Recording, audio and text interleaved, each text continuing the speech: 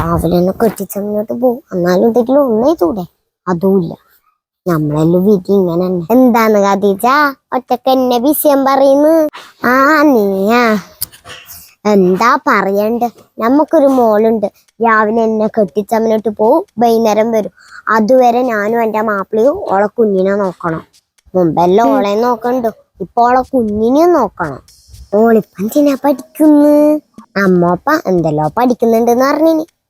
പക്ഷെ ഒന്നും 3 മാസത്തിന്റെ അപ്പുറം പോന്ന കാണുന്നില്ല. എന്തൊക്കെ പഠിച്ചോട്ട് ഇപ്പ ആദ്യം അവരവരെ കുഞ്ഞിനെല്ലാം നോക്കാൻ പഠിക്കണ്ട്. അത് പറയുമ്പോ ഓർ നമ്മളെ തള്ള വൈബ് എന്ന് പറയുന്നു. ഇവരോട് ഇപ്പൊ നിങ്ങി പറഞ്ഞാല് മറുപടി ഇതന്നെ, തന്ത വൈബു തള്ള വൈബു.